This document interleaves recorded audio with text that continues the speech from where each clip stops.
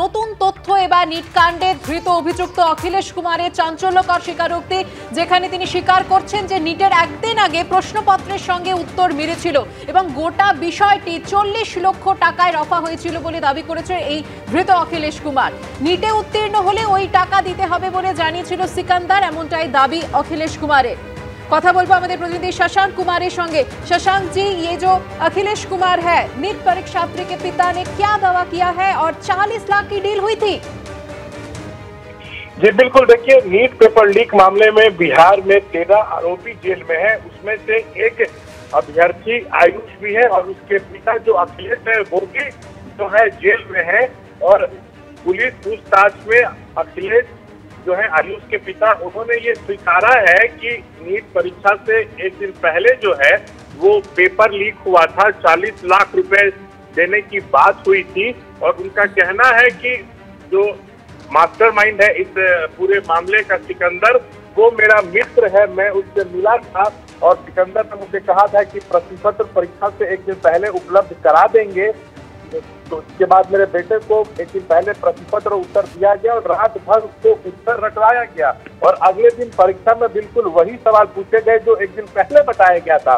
तो मोटी रकम 40 लाख रुपए में डील हुई थी। एक सबसे बड़ी बात इस मामले में ये नजर आ रही है। तो और अभ्यर्थी आयुष जो है वो पहले से जेल में है, इनका बेटा, उसने कहा है कि मेरे साथ करीब 20 से 25 बच्चों को पटना के खेमनी तक के प्ले स्कूल में नीट परीक्षा से ठीक एक दिन पहले रात में उत्तर दिया गया था, साथ में प्रश्न पत्र दिया गया था और रात भर उत्तर रटवाया गया था और अगले दिन परीक्षा में बिल्कुल वही जो है सवाल पूछे गए थे। तो पिता पुत्र दोनों इस बात को कबूल कर रहे हैं कि जो पेपर है वो लीक हुआ था जी। और ईओयू इस मामले में लगातार जो है वो जांच कर रही है।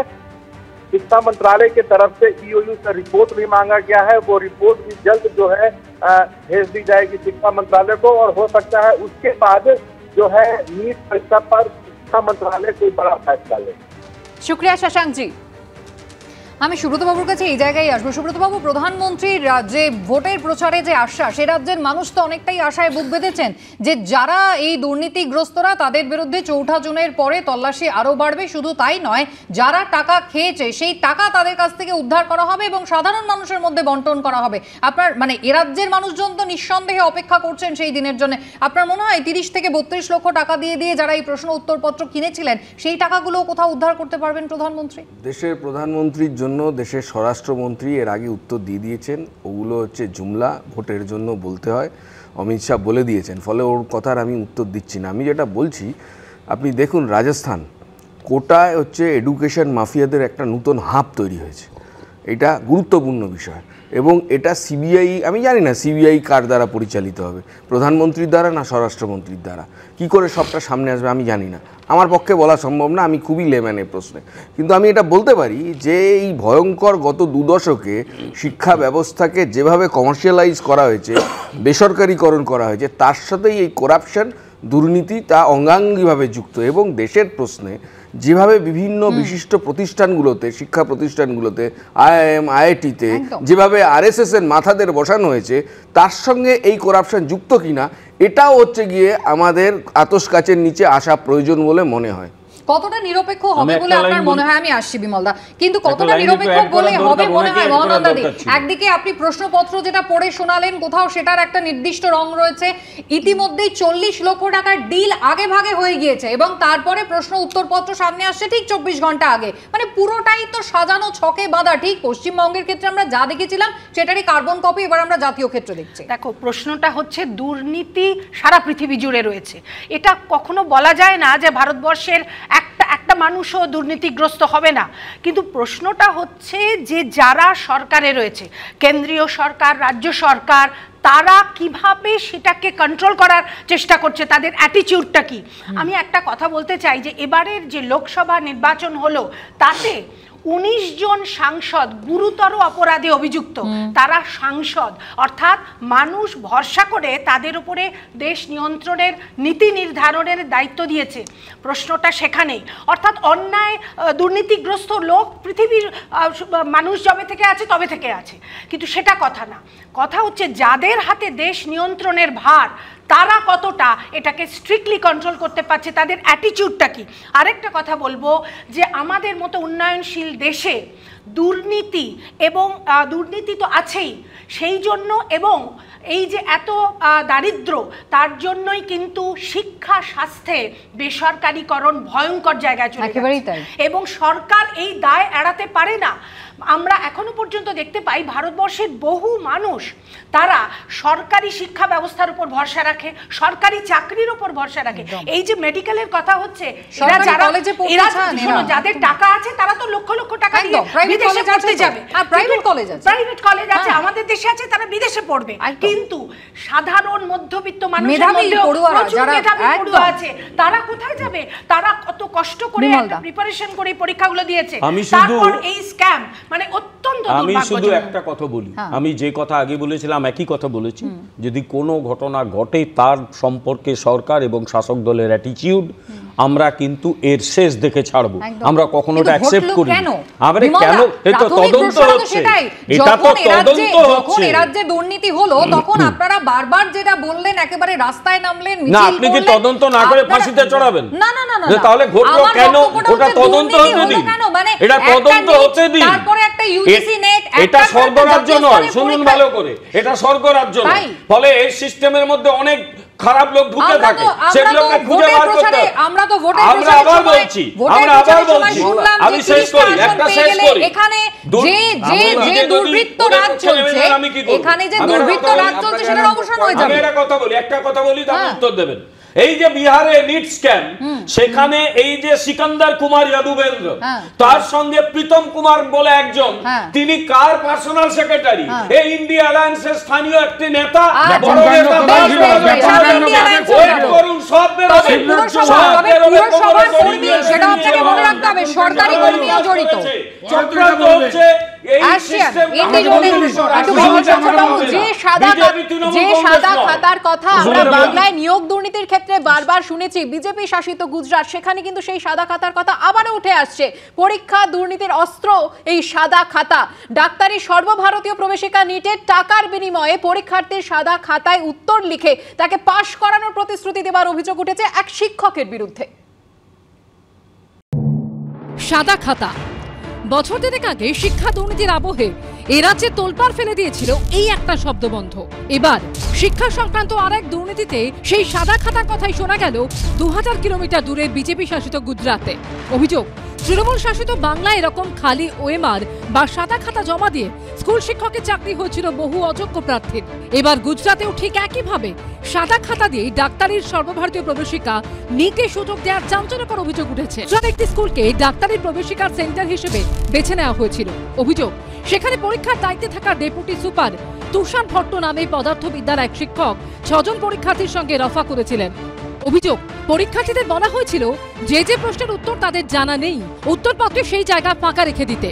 খাতা জমা নেওয়ার পর সেই জায়গায় উত্তর লিখে দেওয়া হবে। আর এই গোটাটা করা হচ্ছিল মোটা টাকার বিনিময়। অভিযোগ, এর জন্য পরীক্ষার্থী পিছু 10 লক্ষ টাকা চেয়েছিলেন ওই শিক্ষক। এক পরীক্ষার্থী অগ্রিম হিসেবে 7 লক্ষ টাকা দিয়েও দেন। কিন্তু সেই সবটি গোটা চক্রের পর্দা ফাঁস হয়ে যায়। নাটকীয়ভাবে পরীক্ষার দিন স্কুলে পৌঁছে যায় অতিরিক্ত জেলা কালেক্টর এবং শিক্ষা দপ্তরের টিম। তুষার ভট্ট নামে ওই শিক্ষকের মোবাইল ফোন দেখতেই সেখান থেকে পরীক্ষার্থীদের নাম, রোল নম্বর মেলে, যেগুলি তাকে হোয়াটসঅ্যাপে পাঠানো হয়েছিল। এরপরই গুজরাট তালুকা থানায় এই নিয়ে এফআইআর হয়। গুজরাটে এই চাঞ্চল্যকর অভিযোগ মনে করিয়ে দিচ্ছে এ রাজ্যের শিক্ষার দুর্নীতিতে সাদা খাতা যোগের কথা। এখানেও শিক্ষক নিয়োগ দুর্নীতি তদন্তে নেমে সিবিআই এমন ওএমআর এর হদিশ পেয়েছিল যেখানে একটিও প্রশ্নের উত্তর দেওয়া হয়নি, অথচ এই প্রার্থীরা স্কুলে চাকরি পেয়ে যান বলে সিবিআই সূত্রে দাবি। এরই মাঝে প্রশ্ন একটাই, সৎ পরীক্ষার্থী থেকে যোগ্য চাকরি প্রার্থী কোন রাজ্যই কি তাদের উপযুক্ত নয়? আশাবুল হোসেন ও দীপক ঘোষের রিপোর্ট, এবিপি আনন্দ। সমীরদার কাছে আসি। সমীরদা, দীর্ঘদিন ধরে রাজ্য সরকার যদিও বারবারই এসএসসি থেকে দায় এড়ানোর প্রাথমিকভাবে চেষ্টা করেছিল, যদিও যখন সর্বোচ্চ আদালত পর্যন্ত লড়াইটা পৌঁছলো তখন দেখা গেল এসএসসিও গেছে এবং কোথাও রাজ্য সরকারও গিয়েছে এবং কোথাও একটা জাস্টিফাই করার চেষ্টা। এনটিএ ন্যাশনাল টেস্টিং এজেন্সি, যারা একটা স্বশাসিত সংস্থা বলে দাবি করছে কেন্দ্রীয় শিক্ষা মন্ত্রক, কিন্তু তার যিনি চেয়ারম্যান প্রদীপ যোশী, তার যে রাজনৈতিক সঙ্গে যোগাযোগ, আরএসএস এর সঙ্গে পুরনো একটা সম্পর্ক, তাহলে কোথাও এই পদটাও রাজনীতির প্রভাবমুক্ত নয়। মানে বিভিন্ন সংস্থার হেডেরা এখানে রয়েছেন, দাবি করছিলেন বিমল বাবু। এই যে প্রদীপ কুমার যোশী আরএসএস এর প্রচারক, শুধু chairperson national testing agency NTN নয়, তিনি এর আগেও ইউপিএসসির প্রধান ছিলেন এবং মধ্যপ্রদেশ এবং ছত্তিশগড়ের ইউপিএসসির চেয়ারম্যান ছিলেন। তো স্বাভাবিকভাবে বিশ্ববিদ্যালয়ের দিল্লি বলুন, অন্যান্য বিশ্ববিদ্যালয়, কেন্দ্রীয় বিশ্ববিদ্যালয়, এই যে আরএসএস সংঘ পরিবারের লোক ছাড়া ভিসি হতে পারবে না, এই যে রাজ্যপাল হতে পারবে না, এই জিনিসগুলো কিন্তু আমরা দেখে আসছি। আমি যেটা বলতে চাই, আপনি যে প্রতিবেদনটা দেখালেন এখানে পরিষ্কার কোড আনকোড যে সোর্সের ভেতর ভূত। বিমলদা বলছে তদন্ত, তদন্ত এই রাজ্যে তদন্তই যখন হচ্ছে, আপনি একটা দলকে মানুষ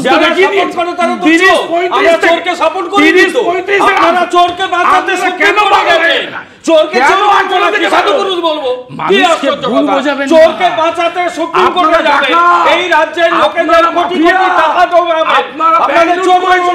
টাকা চোরকে চোর আর কোনো শব্দ নেই, বরঞ্চ তস্কর বলতে পারি, 1000 কোটি টাকা চোর না বলে তস্কর বলতে পারি। আর কোনো শব্দ আমাদের জানা নেই। আজকে হেমন্ত বিশ্ব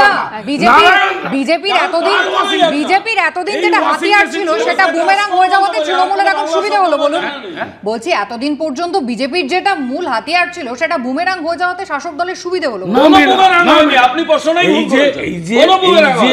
বিজেপির যে সরকারি সংস্থাগুলোকে বেসরকারিকরণের ফলে আজকে চাকরি কমে যাচ্ছে, এই যে রেল দুর্ঘটনা, মূল কি এখানে পরিষেবা ইনফ্রাস্ট্রাকচার ক্রমশ সংকুচিত হচ্ছে, এই জন্য রেল দুর্ঘটনা, তার দায় এড়াতে হবে। সেই জন্য একটা হলং বাংলোকে সামনে আনা হচ্ছে পশ্চিমবঙ্গের। কিন্তু সমীরদা, এখানে শিক্ষা নিয়োগ দুর্নীতির দায়টা কার? নিশ্চয়ই আমি আবারও বলছি, ধরুন আমাকে দায়িত্ব দিলেন, এবার আমি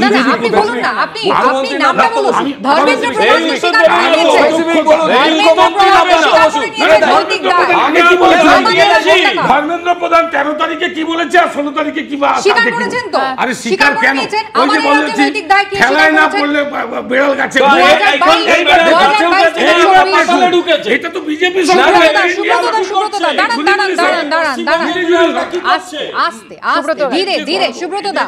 বেটার লেট দ্যান নেভার। দুদিন পরে হলো ধর্মেন্দ্র প্রধান তো নৈতিক দায় স্বীকার করেছেন। আমাদের তো 2022 সাল থেকে চলছে, সেই জুলাই মাস থেকে 2 বছর হতে চললো, সামনের মাসে 2 বছর হয়ে যাবে, এখনো পর্যন্ত নৈতিক দায় কে কে স্বীকার করেছেন? আরএসএস অনেক অর্গানাইজড। আগে এই কথাটার নাম হতো মেকআপ, এখন মেক ওভার।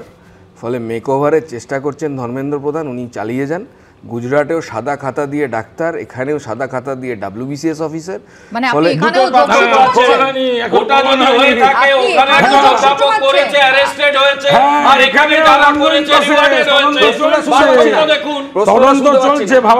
আপনি এখানেও কানেকশন খুঁজে পাচ্ছেন? হ্যাঁ, আমি পাচ্ছি। যেমন ধরুন আমাদের রাজ্যের মুখ্যমন্ত্রী যখন এখানে ভয়াবহ দুর্নীতি হচ্ছে, বলছে সিস্টেমে বিরোধী দলের লোক আছে। হ্যাঁ, চিরকুটটা বলছে। আর বিমলদাও একই কথা বললেন, যদিও প্রধানমন্ত্রী বা ধর্মেন্দ্র প্রধান বলেন বিরোধী দল বলিনি, বলেছেন বিরোধী দল বলিনি, বলেছেন তাদের লোক আছে বলে বিরোধী দল বলিনি, কিছু খারাপ লোক থাকে না না কেন ইন্ডিয়ান এইসব বলেছেন তো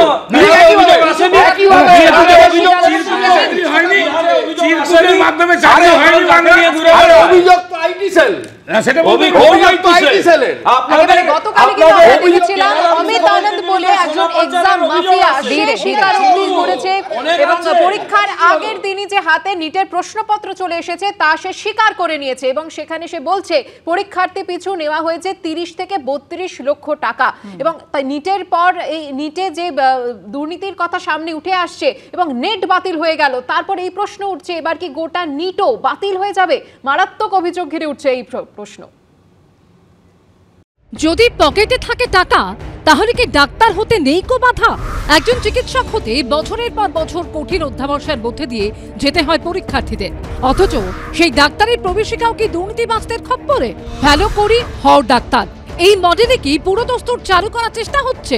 নিট কেলেঙ্কারি বিতর্কে দেশ জুড়ে এটাই এখন সবচেয়ে বড় প্রশ্ন। নিটের প্রশ্ন ফাঁসের ঘটনায় বিহারে অনুরাগ যাদব নামে এক পরীক্ষার্থী গ্রেফতার হওয়ার পর কার্যত প্যান্ডোরার বাক্স খুলে গেছে। ধরা পড়ার পর 161 ধারায় গোপন জবানবন্দিতে অনুরাগ জানিয়েছে রাঁচিতে থেকে নিট দেওয়ার প্রস্তুতি নিচ্ছিল সে। তার বাবার এক বন্ধু ছিলেন সিকান্দার যাদবেন্দু, যিনি দানাপুর টাউন কাউন্সিলের ইঞ্জিনিয়ার। পাটনায় সিকান্দারের মাধ্যমে তার সঙ্গে সাক্ষাৎ হয় অমিত আনন্দ ও নীতিশ কুমার নামে দুই ব্যক্তির। 5ই মে ছিল নিট অর্থাৎ ডাক্তারির প্রবেশিকা। 4 মে রাতে তাকে প্রশ্নের সমস্ত উত্তর মুখস্থ করানো হয়। এরপর 5ই জুন পরীক্ষা দিতে গিয়ে সে দেখে তাকে যা পড়ানো হয়েছিল পরীক্ষার প্রশ্ন উত্তর হুবহু মিলে গেছে। বিহার পুলিশ সূত্রে দাবি, ধৃত অমিত আনন্দ জেরায় স্বীকার করেছে সে আগেও এই ধরনের অপরাধ করেছে। ধৃতের ফ্ল্যাট থেকে উদ্ধার হয়েছে পোড়া প্রশ্ন ও উত্তরপত্র। इस वक्त हम पटना में उसी के अपार्टमेंट में है, उसके फ्लैट के बाहर खड़े हैं। 30 से 32 लाख रुपए लिए थे। उसने ये सभी बात को स्वीकारा है, उसने अपने अपराध को স্বীকার কিয়া হ্যায়। ধৃতদের জেরা করে বিহার পুলিশ জানতে পেরেছে পরীক্ষার্থী পিছু নেওয়া হয়েছিল 30 থেকে 32 লক্ষ টাকা। ধৃতদের জেরা করে বিহার পুলিশ দাবি করেছে পাটনার একটি প্লে স্কুলে 20-25 জন পরীক্ষার্থীকে উত্তর মুখস্থ করানো হয়েছিল। এখন প্রশ্ন হলো, দেশের আরো কত জায়গায় এরকম কত চক্র কাজ করছে? ডাক্তার হওয়ার স্বপ্ন দেখে যে অসংখ্য মেধাবী পড়ুয়া, টাকার কাছে তাদের যদি এভাবে হেরে যেতে হয় তাহলে তার দায় কে নেবে? কেন্দ্রীয় সরকার নেবে? ন্যাশনাল টেস্টিং এজেন্সি নেবে? নিটের ক্ষেত্রে এখন গভর্নমেন্ট যেটা করছে, শিক্ষা মন্ত্রক যেটা করছে, এনটিএ যেটা করছে, পচা পা বাদ দেওয়ার মতো the amputation of the last NEET exam প্রায় অবশ্যম্ভাবী। নিট মামলা ইতিমধ্যেই এনটিএ কে কড়া ভাষায় সুপ্রিম কোর্ট বলেছে, যদি কারো দিক থেকে 0.001% গাফিলতিও হয়ে থাকে তবে তাও বিস্তারিতভাবে দেখা উচিত। যদি ভুল থাকে তাহলে বলুন হ্যাঁ ভুল আছে এবং আমরা এই পদক্ষেপ নেব। এতে অন্তত আপনাদের কাজের উপর ভরসা বাড়বে। এদিকে বিভিন্ন হাইকোর্টে নিট পরীক্ষা নিয়ে যে মামলাগুলি দায়ের করা হয়েছে, বৃহস্পতিবার সেগুলিতে স্থগিতাদেশ দিয়েছে সুপ্রিম কোর্টের বিচারপতি বিক্রম নাথ এবং SVN ভাট্টির অবকাশকালীন বেঞ্চ। এই নিয়ে 8ই জুলাই শুনানি হবে। ঝিরাম করঞ্চাই, সৌমিত্র রায় ও রুমা পালের রিপোর্ট, এবিপি আনন্দ। সুমিত্র, যতই আপনারা অভিযোগ করুন না কেন কেন্দ্রীয় শিক্ষা মন্ত্রকের দিকে, পাল্টা অভিযোগ কিন্তু আসছে তেজস্বী যাদবের যিনি PS তার সঙ্গে একটা যোগাযোগ, তার ঘর বুক করে দেওয়া নিয়ে একটা যোগাযোগ। অর্থাৎ এখানে কিন্তু সেই বিরোধী জোট এবং সেই ইন্ডি জোট তাদের নামও জড়ালো। এইখানে জোট নয়, যারা জট পাকিয়েছে তাদের তদন্তের মাধ্যমে ধরতে হবে। আমাদের বক্তব্য এই যে নেট পরীক্ষা, আমি যেহেতু একটা অধ্যাপনার সাথে বিমলদা বা আমার দিদি কাজ আছেন, সেখানে পরিষ্কার বলা আছে যেখানে বিজ্ঞান ও যুক্তিভিত্তিক শিক্ষা ও জ্ঞানের পরীক্ষা করা হয় সেই জায়গায় কেন দিদি বলছিলেন যে এটা কি হিন্দু ধর্মের পরীক্ষা নয়? যে এই যে রামচরিত মানসের কথা বলছেন, এই যে অযোধ্যার কোন ডেটে প্রাণ প্রতিষ্ঠা হয়েছে, হচ্ছেটা কি বলুন তো? আজকে বিমলদা হতে পারে বিজেপির সমর্থক, হতে পারে আমি একটা দলের সমর্থক। আমাদের শিক্ষাটা তো সার্বিক, সর্বজনের জন্য। আমরা যখন দেব তার মধ্যেই রাজনীতির মানে গন্ধ, মানে রামচরিত মানস নিয়ে প্রশ্ন রাখা যাবে, অবশ্যই থাকবে। এটা এর মধ্যে এটা যুক্তিভিত্তিক বিজ্ঞান ভিত্তিক নাকি তৃণমূল লীগ চালাচ্ছে? এটা তৃণমূল লীগ চালাচ্ছে না, এটা তৃণমূল কংগ্রেস তো তৃণমূল লীগ হয়েছে। গরুর দুধে সোনা পায় যারা, তাদের তো এরকম গরুর দুধ একটু পান করলে ভালো হয়, কিছু সোনা ঢুকবে। ওটা কেমিক্যালি প্রমাণিত যে কিছু সোনা আছে গরুর দুধে। আমি কেমিক্যালি প্রমাণ করে দেব, ওই সোনা দিয়ে আপনি কানের দুল বানাতে পারবেন না, কিন্তু গরুর দুধে সোনা আছে। আমি তো বলছি, আমি লজিক্যাল জায়গায় আসি, আমি মহানন্দাদির কাছে আসি। 2018 সালে এনটিএ তৈরি হয়েছিল, তখনও কিন্তু প্রধানমন্ত্রী নরেন্দ্র মোদীর আমল রয়েছে এবং তখন এনটিএ তৈরি হলো। সেই এনটিএ তাদের বিরুদ্ধে পরপর দুটো এত বড় জাতীয় লেভেলের পরীক্ষা, একটা নিট একটা নেট, একটা বাতিল করতে হলো, একটা এখন সুপ্রিম কোর্টে। হ্যাঁ, মানে দেখো, দুর্নীতি করাটা যদি মান্যতা পেয়ে যায় সমাজে, তাহলে যা হবার সেটাই হচ্ছে। আমি বারবার একটা কথা সবসময় বলি যে দুর্নীতি আছে, সারা পৃথিবী জুড়ে আছে, কিন্তু দুর্নীতি দমনে কি ব্যবস্থা নেওয়া হচ্ছে এবং এই সমস্ত ছাত্রছাত্রীদের ভবিষ্যৎ, তাদের ভবিষ্যৎ নিয়ে যে মানে ছিনিমিনি খেলা হচ্ছে, এটা নিয়ে সরকার কি ভাবছে। একটা কথা বলবো, আজ থেকে 10 বছর আগের ঘটনা। একজন ভারতীয় ট্যুরিস্ট প্রেগনেন্ট মহিলা মারা গেছিল বলে পর্তুগালের হেলথ মিনিস্টার মার্থা টেমিডো রিজাইন করেছিলেন। আমাদের দেশে 1956 সালে রেল অ্যাক্সিডেন্টের জন্য লাল বাহাদুর শাস্ত্রী রিজাইন করেছিলেন। কিন্তু এই দায় কেন যারা জনপ্রতিনিধি তারা নিতে চান না, তারা অন্য পার্টির বিরুদ্ধে অভিযোগ করেন। অর্থাৎ শিক্ষার মতো ক্ষেত্র, এই জায়গায় যদি নিরপেক্ষ শিক্ষাবিদদের না আনা হয় কোনো দিন এই সমস্যার সমাধান হবে না। শিক্ষাবিদরা শিক্ষার ব্যবস্থাটাকে কন্ট্রোল করুন এবং নিরপেক্ষভাবে, রাজনীতি ছাড়া। এক হচ্ছে, আপনি যেহেতু নামটা বললেন, আমি এতক্ষণ নাম বলিনি, আমি বলি প্রীতম কুমার, যিনি তেজস্বী যাদবের তিনি পিএ, এখনো পিএ কিন্তু, এবং তিনি ওই সিকন্দর নামক লোকটি যে গ্রেপ্তার হয়েছে তার ঘটনার বুক করে দিয়েছে, নিয়মিত যাতায়াত ছিল। উত্তরটা কি? তেজস্বী দেবেন না এই ধৃতদের মধ্যে 6 জন, এই ধৃতদের মধ্যে 6 জন আবার সরকারি কর্মী, তারা কিন্তু পুরসভার কর্মী, সেটাও আপনাকে মাথায় রাখতে হবে যে একদম সরকারি জায়গাটাকে তারা সরকারি দপ্তরে বসে কিন্তু এই ডিলটা করছে। বিমল শঙ্কর নন্দবাবুর কাছে যাব, যে বিমল শঙ্কর বাবু, বা ইতিমধ্যে আপনারা বারবার অভিযোগ করেছেন যে এ রাজ্যের ক্ষেত্রে অর্ধেক শিক্ষা দপ্তর জেলের ভেতরে চলে গিয়েছে, কেন্দ্রীয় শিক্ষা মন্ত্রকের ক্ষেত্রে আমাদের সেটাই দেখতে হবে না তো? আমার কথা হচ্ছে, যারা যারা দুর্নীতি করেছে তারা যদি অন্যায় করে সব কটা জেলে যাবে, কাউকে ডিফেন্ড করা হবে না। আর একটা কথা বলে শেষ করব, এই যে কংগ্রেসের নেতা রাহুল গান্ধী এই ধরনের এত বড় বড় কথা বলছেন, তাকে শুধু মনে করিয়ে দেব যে তিনি এবং তার মা সোনিয়া গান্ধী দুজনেই জামিনে আছেন। আরে কে কার কথা বলে? এ দেশে বোফোর্স কেলেঙ্কারি নামক একটা কেলেঙ্কারি হয়েছিল, এবং কাত্রচ্চি নামক একটি লোক বাইরের দালাল কাদের ঘরে ঢুকে পড়তো। কতজন এবারে ভোটে লড়েছেন? মহানন্দা কিছুক্ষণ আগেই সেই পরিসংখ্যান দিয়েছেন। এবার কি তাহলে এইবার উত্তর দেওয়ার একটা সময় এসেছে? অর্ধেক শিক্ষা দপ্তর জেলে বলে এতদিন ধরে যে টিজ বিজেপি করে এসেছে, এইবার কোথাও সেইটাই হাতে অস্ত্র তুলে দিল তৃণমূলের। কারণ অস্ত্র নেই, বিজেপি কেন্দ্রে আছে বলে যা যা করেছে আমি যদি বলি তার তালিকা শেষ হবে না। ব্যাপন কাণ্ডে কি শিবরাজ চৌহান জেলে ছিল? ব্যাপন কাণ্ড নিয়ে আলোচনা করুন, আমি উত্তর দেব। এই যে অজিত পাওয়ার, নারায়ণ রানে, যাদের নামে ভুরি ভুরি দুর্নীতি, কাউকে ডিফেন্ড করা হচ্ছে, তারা কি আজকে জেলে আছে? আজকে মেহুল ভাই থেকে যে সমস্ত ললিত মোদি টদি সেসব, তারা আজকে অ্যান্টিগুয়ার বাসিন্দা হয়ে গেছে। বিজেপি সব কিছু, যারা বড় বড় ডাকাত চোর, তাদেরকে ওয়াশিং মেশিনে নিয়ে তাদেরকে না তৃণমূল সরিয়ে দিয়েছে।